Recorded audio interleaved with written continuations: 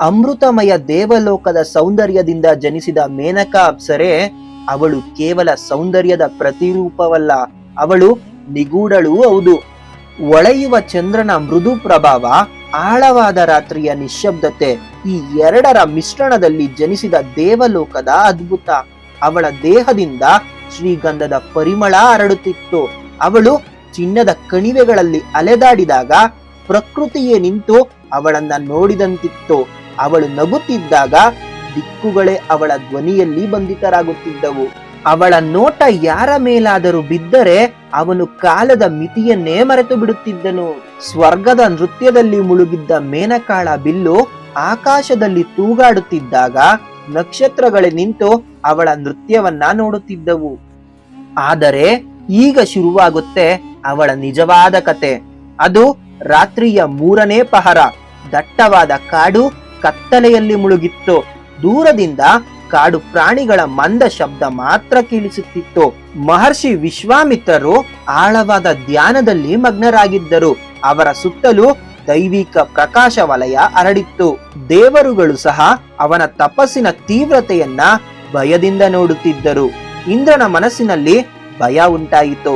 ವಿಶ್ವಾಮಿತ್ರನು ಯಶಸ್ವಿಯಾದರೆ ಬ್ರಹ್ಮರ್ಷಿಯಾಗುತ್ತಾನೆ, ಆಗ ಸ್ವರ್ಗದ ಶಕ್ತಿಯೇ ಕುಸಿಯಬಹುದು ಎಂದು ಇಂದ್ರ ಯೋಚಿಸಿದನು. ಅವನು ತನ್ನ ಅತ್ಯಂತ ಸುಂದರ ಅಪ್ಸರೆಯಾದ ಮೇನಕಾಳನ್ನ ಕರೆದು ಹೇಳಿದನು, ಹೋ ಮೇನಕಾ, ಈ ತಪಸ್ವಿಯನ್ನ ನಿನ್ನ ಸೌಂದರ್ಯ ಮತ್ತು ಮೋಹನ ಶಕ್ತಿಯಿಂದ ವಿಚಲಿತಗೊಳಿಸು. ಅವನ ತಪಸ್ಸು ನಾಶವಾದರೆ ಸ್ವರ್ಗದ ಸಮತೋಲನ ಉಳಿಯುತ್ತದೆ.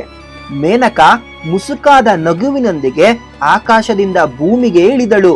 ಚಂದ್ರನ ಬೆಳಕು ಅವಳ ದೇಹದಿಂದ ಹೊಳೆಯುತ್ತಿತ್ತು. ಅವಳ ಸೌಂದರ್ಯದಿಂದ ಇಡೀ ಕಾಡೇ ಬೆಳಗಿತು. ಅವಳು ಗಾಳಿಯೊಂದಿಗೆ ಆಟವಾಡುತ್ತಾ ತನ್ನ ಮೋಹನ ತಂತ್ರವನ್ನ ಹರಡಲು ಪ್ರಾರಂಭಿಸಿದಳು. ವಿಶ್ವಾಮಿತ್ರರ ಧ್ಯಾನ ನಿಧಾನವಾಗಿ ಕುಂದಿತು. ಕಣ್ಣು ತೆರೆದಾಗ ಮೇನಕಾ ಅವರ ಮುಂದೆ ನಿಂತಿದ್ದಳು. ಅವಳ ಕಣ್ಣುಗಳಲ್ಲಿ ತಮಾಷೆಯ ಹೊಳಪು, ತುಟಿಗಳಲ್ಲಿ ಮೃದುವಾದ ನಗು. ಆಗ ಮೇನಕಾಳು, ಮಹರ್ಷಿ, ಈ ಕಾಡಿನ ಮೌನ ನಿನ್ನನ್ನ ಒಂಟಿಯಾಗಿಸುತ್ತಿದೆಯೇ? ವಿಶ್ವಾಮಿತ್ರರ ಹೃದಯದಲ್ಲಿ ಅಜ್ಞಾತ ಬಯಕೆ ಹುಟ್ಟಿತು. ಮೇನಕಾಳ ಪ್ರತಿಯೊಂದು ಮಾತು ಅವನೊಳಗಿನ ತಪಸ್ಸಿನ ಜ್ವಾಲೆಯನ್ನ ಆರಿಸಿತ್ತು. ದಿನಗಳು ಕಳೆದವು, ತಿಂಗಳುಗಳು ಕಳೆದವು. ವಿಶ್ವಾಮಿತ್ರ ಈಗ ಧ್ಯಾನದಲ್ಲಲ್ಲ, ಪ್ರೀತಿಯಲ್ಲಿ ಮುಳುಗಿದ್ದರು. ಕೆಲವು ವರ್ಷಗಳ ಬಳಿಕ ಮೇನಕಾ ಶಕುಂತಳೆಂಬ ಮಗಳಿಗೆ ಜನ್ಮ ನೀಡಿದಳು. ಅವಳು ದೈವಿಕಳಾಗಿದ್ದಳು. ಆದರೆ ಒಂದು ರಾತ್ರಿ ಪೂರ್ಣಚಂದ್ರ ಹೊಳೆಯುತ್ತಿದ್ದಾಗ ಮೇನಕಾಳ ಕಣ್ಣಲ್ಲಿ ಕಣ್ಣೀರು ತುಂಬಿತ್ತು. ಆಗ ಮೇನಕಾಳು, ಮಹರ್ಷಿ, ನಾನು ಈಗ ಸ್ವರ್ಗಕ್ಕೆ ಹಿಂದಿರುಗಬೇಕು ಎಂದು ಹೇಳಿದಳು. ಆಗ ವಿಶ್ವಾಮಿತ್ರನು, ಏಕೆ ಮೇನಕಾ, ನಾನು ನಿನ್ನನ್ನ ನೋಯಿಸಿದ್ದೇನಾ ಎಂದು ಕೇಳಿದರು. ಇಲ್ಲ ಮಹರ್ಷಿ, ಸತ್ಯವೆಂದರೆ ಇಂದ್ರನು ನನ್ನನ್ನ ಕಳುಹಿಸಿದ್ದನು. ನಿನ್ನ ತಪಸ್ಸನ್ನ ಭಂಗಗೊಳಿಸಲು ನಾನು ಬಂದೆ.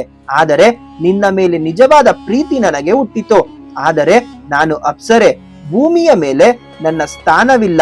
ಹೀಗೆ ಹೇಳಿ ಮೇನಕಾ ತನ್ನ ಮಗಳನ್ನ ಬುಟ್ಟಿಯಲ್ಲಿ ಇಟ್ಟು ಮಾಲಿನಿ ನದಿಗೆ ಬಿಟ್ಟು ಬಿಡುತ್ತಾಳೆ. ಕಣ್ವ ಋಷಿಯು ಆ ಮಗಳನ್ನ ಎತ್ತಿಕೊಂಡು ಶಕುಂತಳೆಂದು ಹೆಸರಿಟ್ಟನು. ವಿಶ್ವಾಮಿತ್ರರು ಸತ್ಯ ತಿಳಿದಾಗ ಅವರ ಪ್ರೀತಿ ಕೋಪದ ಅಗ್ನಿಯಾಗಿ ಉರಿಯಿತು. ಓ ಮೇನಕಾ, ನೀನು ನನ್ನ ತಪಸ್ಸನ್ನ ನಾಶ ಮಾಡಿದೆ. ನಿನ್ನನ್ನ ನಾನು ಶಪಿಸುತ್ತೇನೆ. ನೀನು ಯಾರನ್ನಾದರೂ ಪ್ರೀತಿಸಿದರೂ ಆ ಪ್ರೀತಿ ಎಂದಿಗೂ ಪೂರ್ಣಗೊಳ್ಳುವುದಿಲ್ಲ. ಮೇನಕಾಳ ಕಣ್ಣೀರು ಋಷಿಯ ಪಾದಗಳ ಮೇಲೆ ಬಿದ್ದಿತು. ಆದರೆ ಕೋಪದ ಜ್ವಾಲೆ ಅವನ ಹೃದಯದಲ್ಲಿ ಕರುಣೆಯನ್ನ ನಾಶ ಮಾಡಿಬಿಟ್ಟಿತ್ತು. ಆದರೆ ಈ ಕತೆ ಇಲ್ಲಿಗೆ ಮುಗಿಯುವುದಿಲ್ಲ. ಇಂದಿಗೂ ಮೇನಕಾ ಆ ಅಪೂರ್ಣ ಪ್ರೀತಿಯನ್ನ ಹುಡುಕುತ್ತಾ ಅಲೆದಾಡುತ್ತಾಳೆ ಎಂದು ಹೇಳಲಾಗುತ್ತದೆ. ಅಪ್ಸರ ಸಾಧನೆಯನ್ನ ಅಭ್ಯಾಸ ಮಾಡುವ ಸಾಧಕನಿಗೆ ಮೇನಕೆಯ ದರ್ಶನ ಸಿಗುತ್ತದೆ ಎನ್ನುವ ನಂಬಿಕೆ ಇದೆ.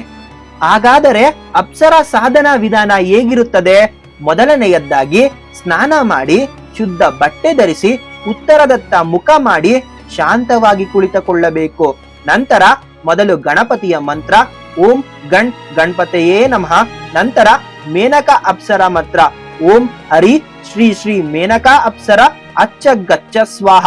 ನಾಲ್ಕನೆಯದ್ದಾಗಿ ಈ ಮಂತ್ರವನ್ನ 21 ದಿನಗಳು ರಾತ್ರಿ 11 ಗಂಟೆಯ ನಂತರ ಪಠಿಸಬೇಕು. ಐದನೆಯದ್ದಾಗಿ 21ನೇ ದಿನ ಮೇನಕಾ ಅಪ್ಸರೆ ಕಾಣಿಸಿಕೊಂಡರೆ ಅವಳಿಗೆ ಗುಲಾಬಿ, ಶ್ರೀಗಂಧ, ಪರಿಮಳಯುಕ್ತ ಧೂಪವನ್ನ ಅರ್ಪಿಸಬೇಕು. ಮೇನಕಾ ಅಪ್ಸರೆಯ ಮೋಹನ ರೂಪ ಇಂದಿಗೂ ಅದೃಶ್ಯ ರೂಪದಲ್ಲೇ ಅಸ್ತಿತ್ವದಲ್ಲಿದೆ. ಪ್ರೀತಿ ಮತ್ತು ಶುದ್ಧತೆಯ ಆದಿಯಲ್ಲಿ ಸ್ಥಿರನಾಗಿರುವನಿಗೆ ಅವಳ ದರ್ಶನ ಸಿಗುತ್ತದೆ, ಏಕೆಂದರೆ ಮೇನಕಾ ಸ್ವತಃ ಪ್ರೀತಿಯೇ ಆಗಿದ್ದಳು. ಪ್ರಿಯ ವೀಕ್ಷಕರೇ, ಈ ಅದ್ಭುತ ಕತೆ ನಿಮಗೆ ಹೇಗನಿಸಿತೋ ಕಮೆಂಟ್ ನಲ್ಲಿ ತಿಳಿಸಿ. ವಿಡಿಯೋ ಇಷ್ಟವಾದರೆ ಚಾನೆಲ್ ಅನ್ನ ಸಬ್ಸ್ಕ್ರೈಬ್ ಮಾಡಿಕೊಂಡು ವಿಡಿಯೋವನ್ನ ಲೈಕ್ ಮಾಡಿ.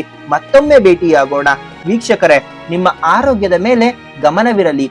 ವಿಡಿಯೋವನ್ನ ಕೊನೆಯವರೆಗೂ ನೋಡಿದ್ದಕ್ಕಾಗಿ ಧನ್ಯವಾದಗಳು.